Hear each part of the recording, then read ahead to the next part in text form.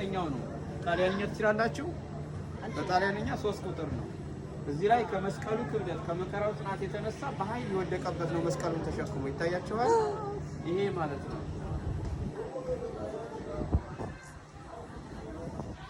ይሄኛው ደግሞ አንድና ቢነች 4 ቁጥር ነች በጣሊያንኛ።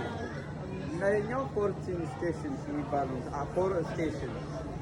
አራተኛው ምዕራፈ መስቀል ምንድነው? እዚህ ጋር ለመጀመሪያ ጊዜ እመቤታችን ጌታችን ልጇን ፊት ለፊት ያየችበት።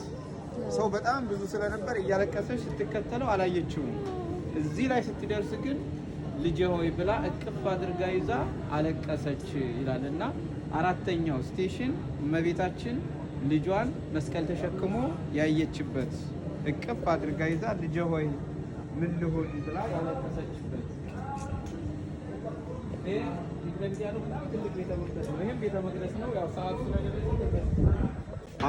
አምስተኛው ስቴሽን የሚባለው ነው። ይሄ 5 ስቴሽን አራተኛው የቅድሙ አራተኛው እዛ ጋር ያየነው። እዚህኛው ላይ ምንድነው የሆነው? ስምዖን ቀሬናዊ የሚባል በዚህ በኩል አድርጎ ከበረሃ ውሎ ሲመለስ ክርስቶስ ደግሞ መስቀሉን ተሸክሞ በኃይል ሲወድቅ እጁ እዚህ ጋር አረፈ ድንጋዩ ላይ። ልክ ድንጋዩ እንደ ጭቃ ነው፣ ወደ ውስጥ እንደ ጭቃ ለዝቦ የእጁ ምልክት እዚህ ጋር አለ። አሁን ይችን የእሱ እጅ ነች የተባለች ሴት ማረም ሰጥታው ላቡን ጠርቦ ወዙን ጠርቦ ሲሰጣት ከአንገት በላይ አክሊለ ሦክ የተቀዳጀ እሱ ሙሉ ለሙሉ ታትሞ ፊቱን ተገኘላት።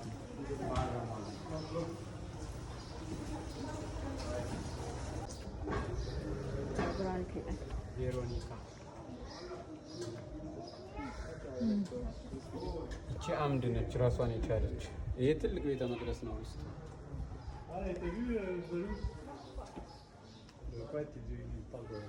ስንተኛው ነው? ቪአይ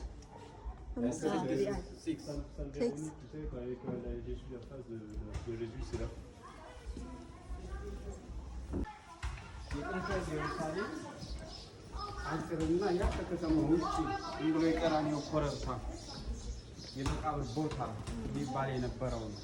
ምክንያቱም እሱን ሲሰቅሉት ከከተማ ውጭ ነው ይላል ታሪኩ። ሎቱ ስብሐት ከከተማ ውስጥ ቢሰቀል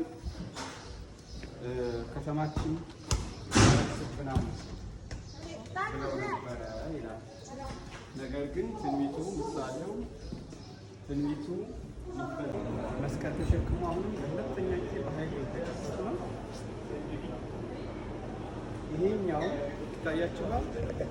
ከዚህ በታች የጥንቷ ኢየሩሳሌም 12 በር የነበሯት የጥንቷ ኢየሩሳሌም በ12ቱ ነገደ እስራኤል ስም እና ይሄኛው መንገድ በአጥሩ ጥግ አድርጎ የሚሄድ ትልቅ መንገድ ነው ነበር። እነዚህ 3 ጽሑፎች ይታያችኋል። በዕብራይስጥ፣ በሮማይስጥ እና በግሪክ በ3 ቋንቋዎች ነው የተጻፉት። ለምንድን ነው? ይሄንን ቋንቋ የሚናገር ሕዝብ በብዛት ይኖር ነበርና ከዚህ የጌታ ክስ የክሱ ደብዳቤ የሰራው ኃጢአት በደል ተዘርዝሮ እዚህ ጋር ተጽፎ ነበር። ይህንን እያዩ እያነበቡ ሐሰት መሆኑን የሚያውቁ አንገታቸውን እየነቀነቁ ውሸት መሆኑን እየተረዱ ይሄዳሉ። እውነት የመሰላቸው የወንጀሉ ተባባሪዎች ደግሞ ይገባዋል እንጂ ይህን ሁሉ ኃጢአት ሰርቶ እያሉ ያልፉ ነበር እና ይሄ ትልቅ መንገድ ስለሆነ አውራ መንገድ ስለሆነ ሰዎች የእሱን ኃጢአት እንዲያዩት ነው እዚህ ጋር በ3 ቋንቋ ጽፎ ያስቀመጡ። ከላይ ያለው በ3 ቋንቋ ነው። ከታችም እነዚህ በ3 ቋንቋ ነው። ዕብራይስጥ፣ ሮማይስጥ እና